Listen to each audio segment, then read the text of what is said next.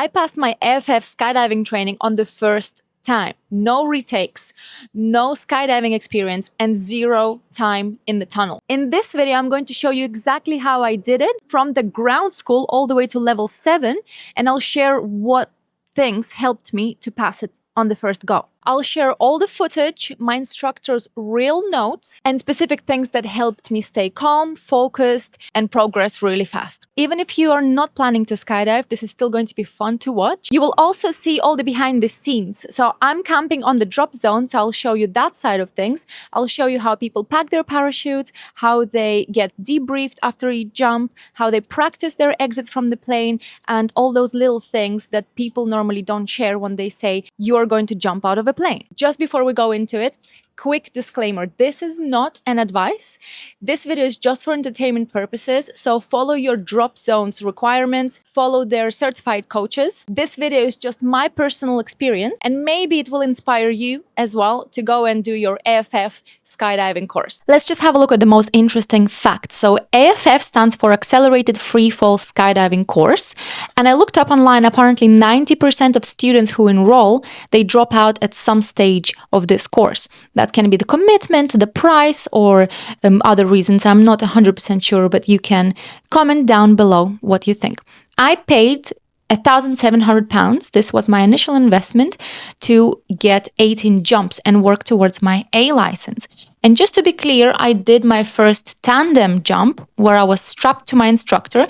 However, when you do your AFF training, you will not be strapped to your instructor. So there will be 2 instructors by your side holding on to you when you're doing your level 1, 2, and 3. When you pass to your level 4 and 5, there will be 1 instructor who can stabilize you and hold on to you. When you do your level 6 and 7, it's a solo exit where an instructor will be there, but he will not hold on to you. And finally, level 8 and your consolidation jumps, it's a complete solo exit by yourself where you have to prove that you can save your life and you can be safe in this sky by yourself. And just to be clear, as soon as you open your parachute, even when you're on level 1, you're by yourself under the canopy. So you will have to land by yourself. There will be a radio, but you can't really rely on it. So it's not guaranteed. You have to be able to do it on your own. I just packed. So this is everything I'm taking with me. Small suitcase and my tennis bag. So everything I need for camping and like for a week. So I'm staying there, camping, skydiving for a week. My journey was supposed to take only 2 hours, but as soon as I got to the station, all trains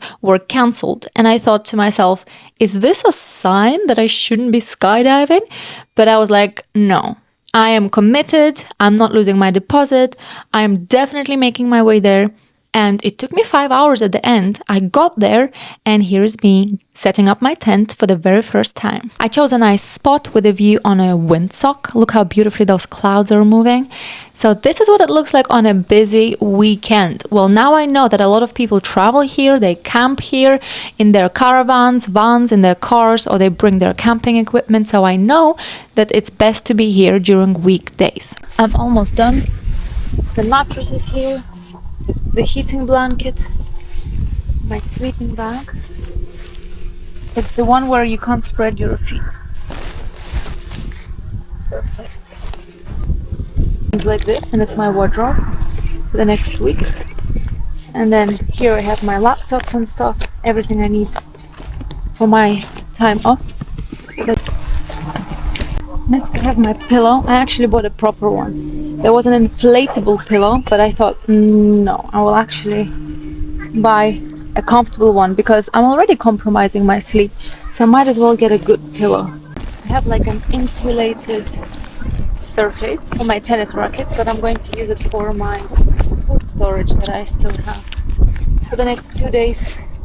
Cheese. This is my portable charger. It has many ports, and I even have a flashlight here. Also for my heating blanket, I can plug it in, and then if I get really cold at night, I'll just heat it up a little bit. So magnesium, collagen, earplugs, and coffee for tomorrow. Final result. This is my tent. I thought it would be too small, but there is plenty of room for everything. My wardrobe, spare bag, all my stuff, hidden area for my shoes, my slippers. Had to take my Vivos with me.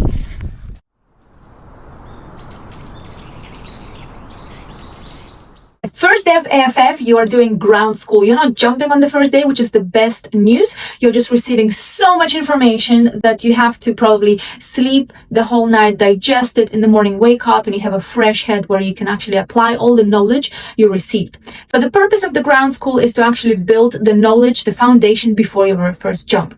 So on my ground school, I was very lucky because my instructor was so experienced. He jumped over 35 years. He's done multiple records, skydiving records all over the world. That old school, almost like military style, was actually something that was close to me as a student. Like, it really made me feel that I'm serious about this, that this is my responsibility. I made the decision of coming here and jumping out of a plane. So on every single jump, I was responsible of saving my own life. So it was very clear that you are the one who is making the decisions. You are the one who understands all the information, and you can't rely on anything, on any technology. Even sometimes something can happen in the free fall and you can't rely. Always have to be comfortable of doing this whole sequence by yourself.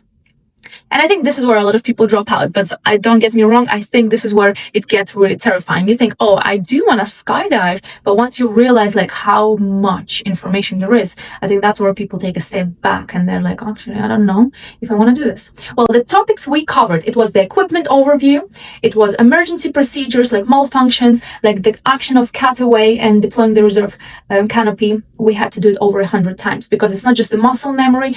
I normally, during ground school and later, I was talking to myself. So whenever I practice it in my head, I also have to say, look, locate, cut, away, reserve. So that helps a lot. So muscle memory and like brain should be there as well. Body position, we practice the arch like more than 100 times because this is like the secret of being stable in the free fall. So we had to practice the body position many, many times. Altitude awareness. So we were looking at the altimeter and discussing what action should be taken at what specific altitude. There were a lot of numbers. So this is something that should be automated. Like, you shouldn't be thinking like at what height I should be deploying. No, you should like say it in your sleep. So our instructor didn't just say the information once. No, like randomly he would pick someone and say, at what altitude would you deploy your parachute? And you had to answer straight away.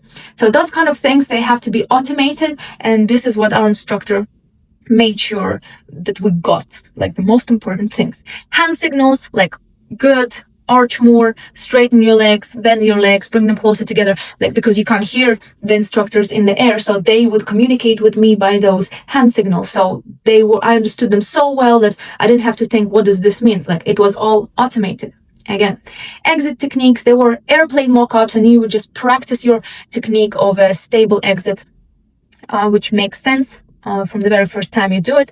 Canopy flight basics, how to steer, how to flare, how to land.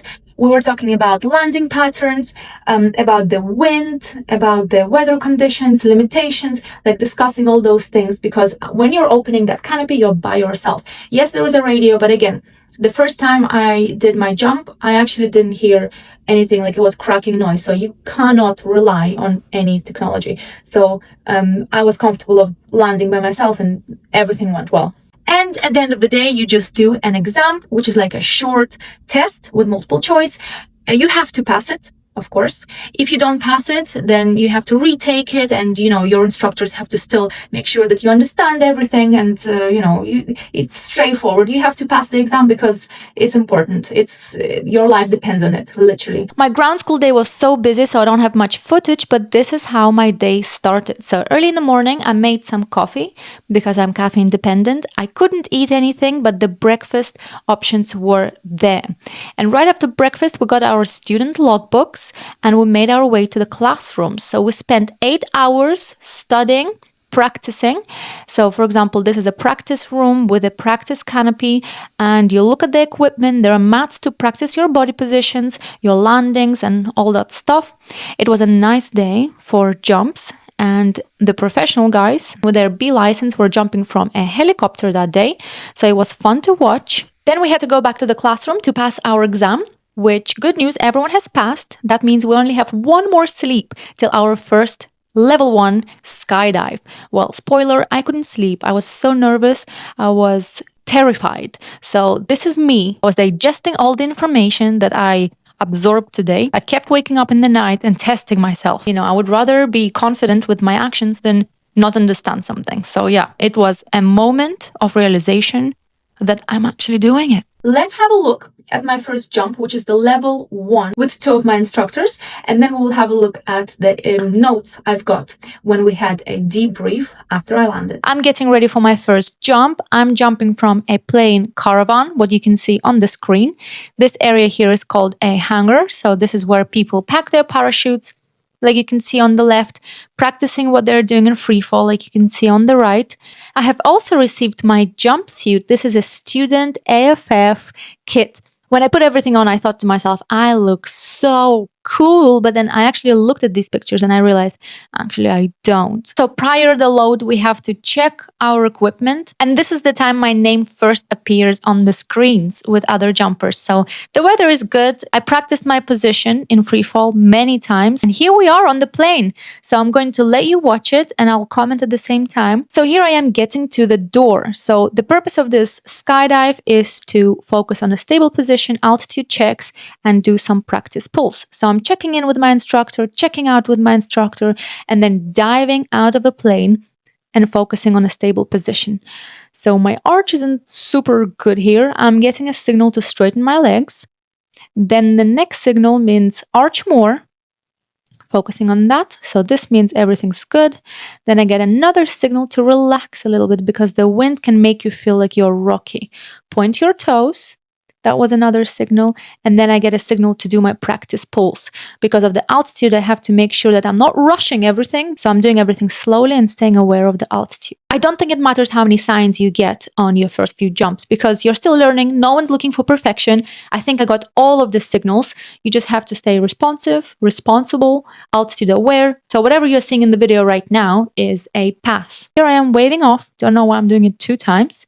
And deploying my main. As the canopy opened, I landed by myself. I couldn't hear the radio too much, but I followed all the instructions I've been told before. And my landing was pretty soft, so I landed on my feet. And that was the first ever landing in my life. Let's look at the notes that I received from my debrief right after I landed. If you are doing AFF, just pause this video, have a look at my notes from the instructors, and then you can rewatch that video and see what could have been improved. Something interesting happened when I landed. My instructor asked me, what do you remember? Because I think they want to see if you were like gone when you were in the jump, the fear took over, or you were there.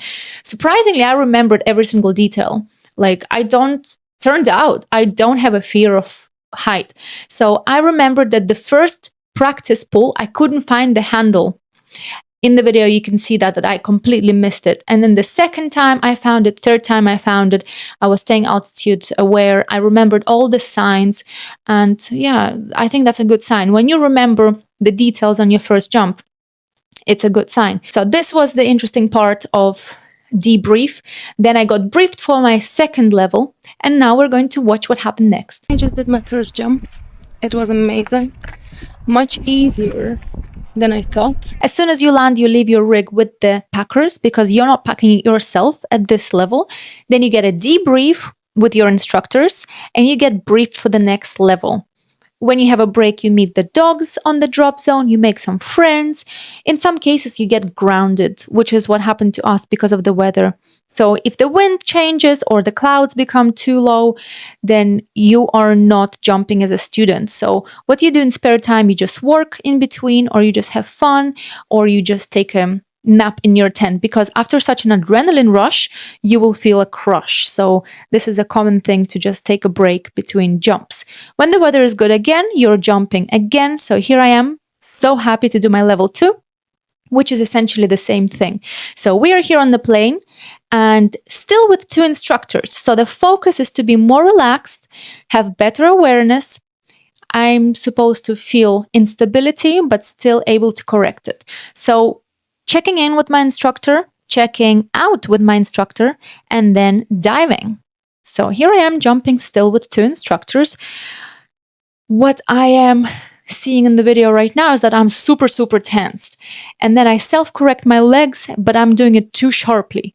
So I'm aware of my weaknesses, but I need to chill a little bit more. So I get the signal to relax. I get a signal which is good. You're doing good. Then the instructors let one hand off me, so they're just holding me with one hand each, doing 2 practice pulls, returning back to the stable position, checking my altimeter, making sure that I am stable. And all I need to do next is just free fall. It feels like it's forever. As soon as I see 6,000 feet, I need to pull, which is what I'm doing now. I'm like, oh, hold on. It's actually not 6. Oh, now it's 6. And I'm waving off and pulling. So this is a pass again. So whatever you are seeing in the video is a pass. So let's have a look at the notes and I'll tell you some more interesting facts. If you're doing AFF and you would like to have a look at the notes from my instructors, you can have a look at them here, rewind to the video, and then you can judge it. You can just look at it and see what you can do better. This time when I landed, my instructor asked me, what color was your canopy? And I just realized I had no idea. I didn't pay attention because it was big, it was rectangular, and it was damage-free. I care only about those 3 things. I did not care. I didn't even register what color it was. So I think I realized that the fear wasn't when I was jumping. It was when I was left by myself, which is when you pull. So you're under that canopy by yourself. You still have to go through your own checks. So you look up and you check. Is it big? Is it rectangular? Is it damage-free? If it's yes, yes, yes, you just proceed with the next step. And at that moment, I realized I had no idea what the color was. But then the more relaxed you are, the more you're observing. Like I was just caring, where is the drop zone? Where am I landing? Like too many things to think about. And of course, that's the moment when you're responsible for your own landing. So the color of my canopy was the last thing I was worried about. As soon as I landed, I went to do my debrief. It was a pass, so I'm getting ready for my level 3, which is essentially a very similar thing, but this time instructors have to release you mid-jump. So it's going to be a stable exit with them, and it's actually quite a funny footage because here I am mentally rehearsing my exit and everything I'm gonna do in a free fall, because I recently found out that a retake will cost me £160. So I was like, I have to get this right. At this point, I had no fear of height. I was super calm and collected. I just wanted to do it right. I was hoping that I'm not going to spin because I watched some videos where students were uncontrollably spinning. So I was thinking arch, arch, arch, get the position right. Do not spend that £100 on retakes. So here I am checking in with my instructor on the right, checking out with my instructor on the left, out, in, out, and here I am trying to arch. My legs were too close, I realized it, self-corrected, but too fast. Should have done it a little bit smoother. And then at some point they should release me, so no hands on my jumpsuit. And this is when I was worried the most, because if you start spinning uncontrollably, I think that's a fail. So this was the most exciting part, and I realized that I am stabilizing. My arch is working. You just have to trust the arch. This is literally what's happening. I'm becoming a little bit too stiff, so the wind is rocking me a little bit, but it's acceptable because you're not spinning uncontrollably. So here I am waiting for 6,000 feet to pull.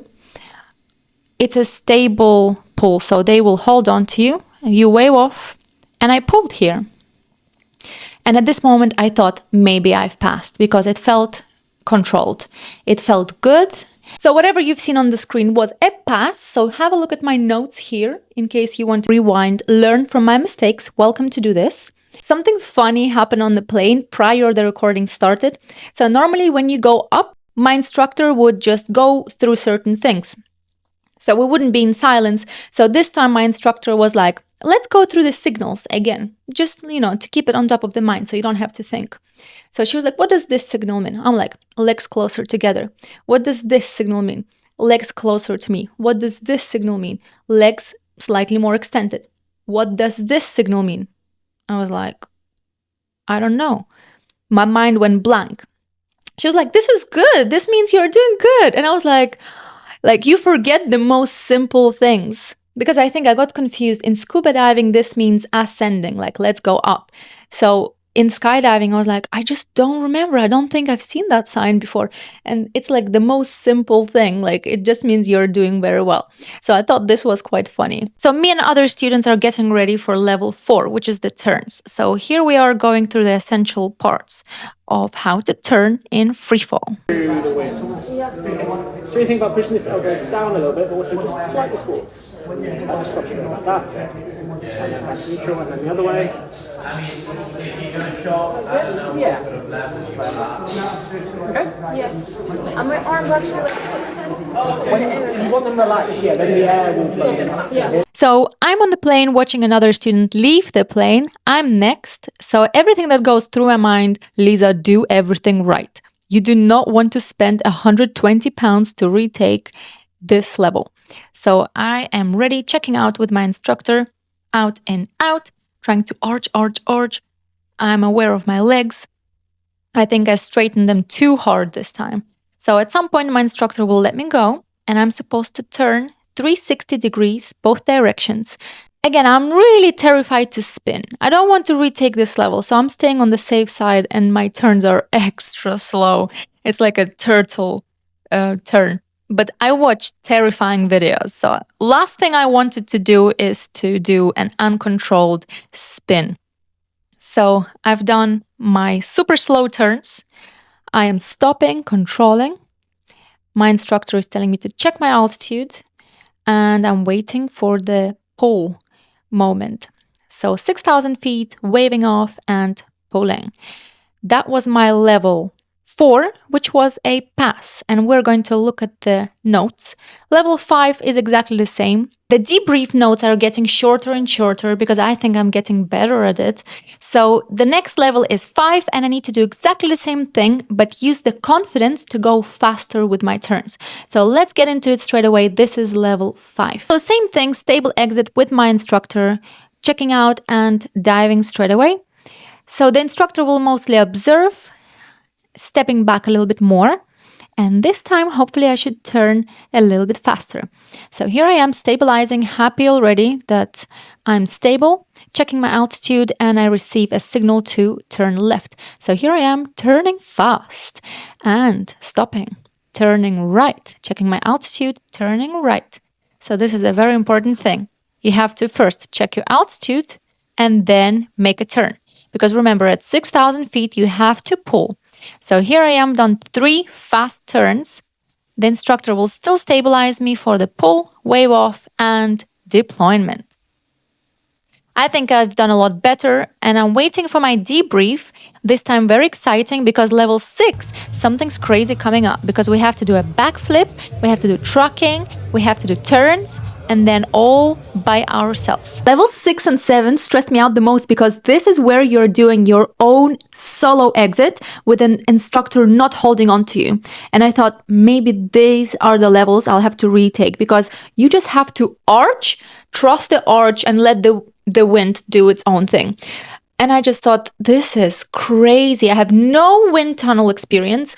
I've never done an unstable exit or like exit by myself. And this is when I was terrified.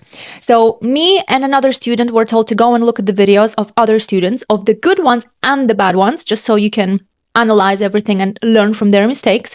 And thankfully, everything went fine with mine. So whatever you're about to watch is a pass.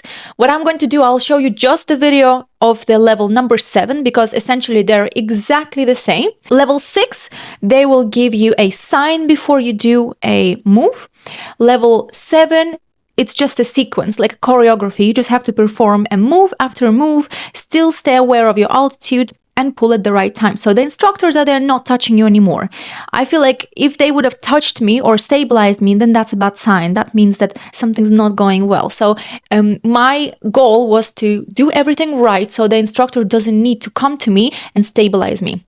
And this is what happened. So let's have a look at the video of my performance in level 7, because what you have to do a exit by yourself, stabilize. You have to do a backflip to be unstable, then to become stable again. So it's just a test. So it doesn't have to be a perfect back loop. You just have to prove that you can stabilize again after being unstable. Number 3 thing you have to do is tracking. So you have to become like a bullet and track down for 3 seconds. And finally, if you have time, you will need to do some turns. So this is not a perfect performance. I want you to still learn from my mistakes. I'll talk you through my mistakes and then show you the notes from my instructors. However, I do have to say it's a pass. I passed both levels, 6 and 7 from the first time.